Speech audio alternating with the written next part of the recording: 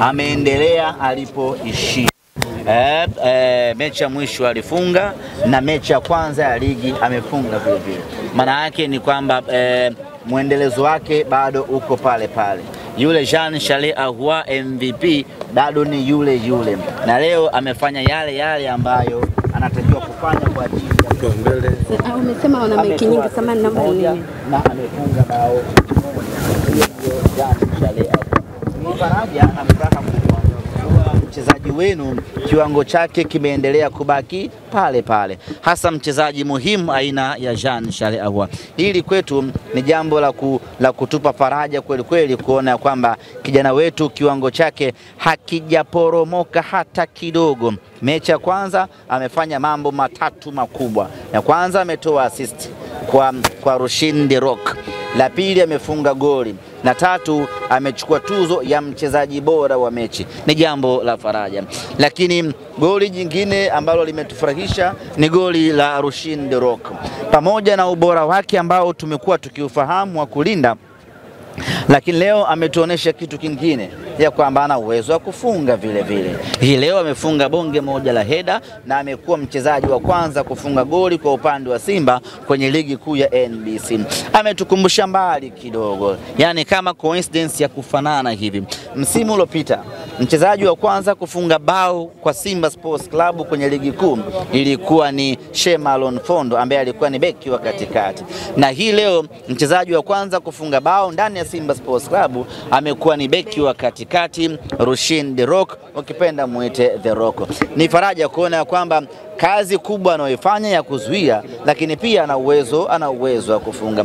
Lakini goli ambalo limetufurahisha zaidi sana ni goli la Jonathan Soa.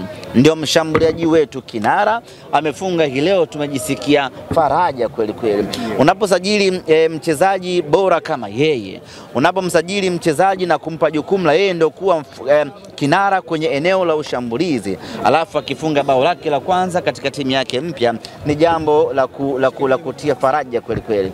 Na baada ya kufunga goli lile, Soa unaona kabisa confidence yake ikaongezeka, na baada hapo akaendelea kusumbua safu ya ushambuliaji.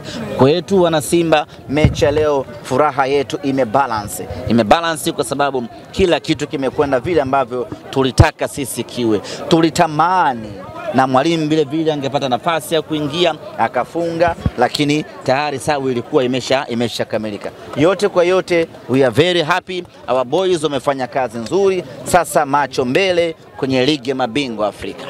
Morris Abraham dakika chache alizocheza. Morris Abraham ameonyesha kiwango cha hali ya juu sana. Imeonyesha ni kwa namna gani tulimwamini huyu kijana mdogo. Kwa muda ambao ameingia, ameonyesha utofauti mkubwa sana. Anachukua mali, anaondoka, anapasia, anafungua, na amekosa magoli kama mawili hivi, rebound zile ambazo angepiga sawa sawa ilikuwa inakula chuma ya 4 na chuma ya 5. Morris Abraham ni kijana mdogo mwenye uwezo mkubwa na kipaji halisi cha mpira wa miguu. Tumemwamini Simba Sports Club, na anavyoendelea kupata confidence ya kuchezea timu kubwa, anavyoendelea kuaminiwa na kupewa game time, Morris Abraham for Ballon d'Or. Hatua inayofuata ni kimataifa. Kesho kutwa wana Simba wanakwendaje huko, lakini pia ikiwa bado hajatoka taarifa rasmi kama watahudhuria mchezo ama la? Baada ya mechi ya leo moja kwa moja tunarejea tena kambini kwetu Mbweni kwa ajili ya kuendelea na maandalizi kuelekea mechi yetu ya tarehe 28 ligi ya mabingwa Afrika. Taarifa rasmi, taarifa kamili tutaitoa kesho kuhusiana na maandalizi ya mchezo huo na mustakabali wa mashabiki kuelekea katika mchezo huu. Kesho Mwenyezi Mungu akitujalia, mapema saa 4 asubuhi tutakuwa na mkutano na nyinyi waandishi wa habari, tuwaeleze mipango mizima kuelekea katika mchezo huo, sanjari na safari ya wapinzani wetu Gaborone United ambao tayari wameshaanza safari. Kesho tutawaambia wanaingia lini Dar es Salaam pamoja na maandalizi yake kwa ujumla. Ahmed, mchakato wa kocha mpya umefikia wapi na pengine tutarajie itakuwa ni lini? Very soon kocha mpya atapatikana. Kwa sasa viongozi wetu wanaendelea na mchakato wa kuangalia nani bora zaidi anatufaa ndani ya Simba Sports Club, na tunaamini baada ya mechi ya tarehe 28 kwa maana ya Jumapili hii insha Allah tutakuwa kwenye nafasi nzuri baada hapo kusema nani anaweza kuja kuwa kocha wa Simba Sports Club.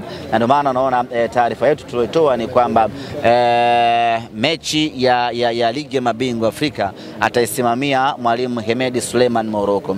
Baada hapo mechi zinazofuatia baada ya hapo tunaamini kabisa kocha mpya atakuwa ameshapatikana. Kwa hiyo nichukue nafasi hii kuwatoa wasiwasi wana Simba, kuwatoa hofu wana Simba ya kwamba very soon kocha mpya atapatikana na atakuja kuanza majukumu yake.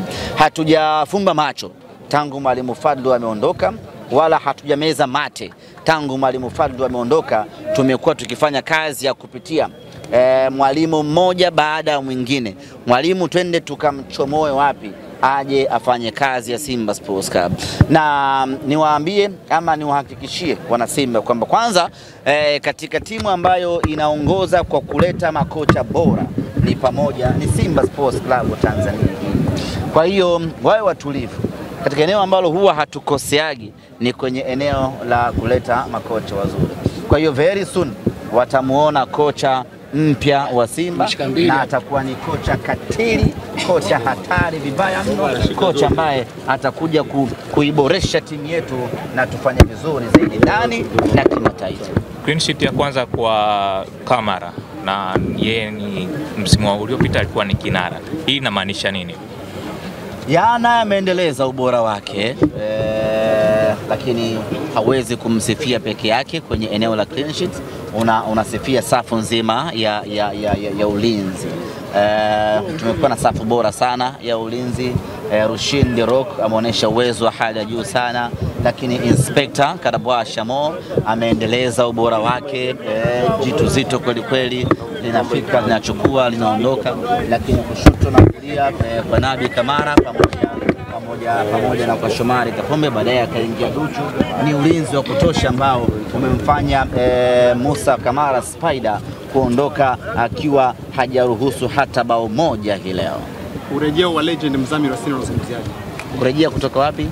Kurejea kwamba msimu uliopita hakupata nafasi, lakini tumeona mchezo wa leo ukiwa ni ufunguzi wa ligi kwa klabu ya Simba, ameweza kuanza katika mchezo wa leo wa kwanza kabisa kwa msimu kwa upande wa Simba. Hakuna mashaka ya kiwango cha Mzamiru Yassin. Ni mchezaji mwandamizi mwenye kiwango kizito, na leo amepewa dimba la juu pale, amefanya kazi yake kwa dakika 45. Baada hapo akawapisha vijana kuja kumalizia nyingine ambazo zimesalia.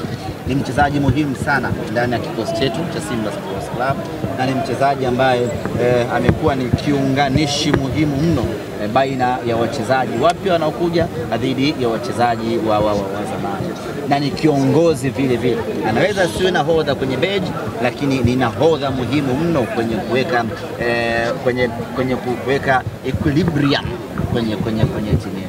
Na leo amepata dakika zake 45 za kiandamizi, amefanya kazi zake pale, na baada hapo akaingia Kante akapokea kijiti akamaliza shughuli. Mnyama ameondoka salama. Meridhika.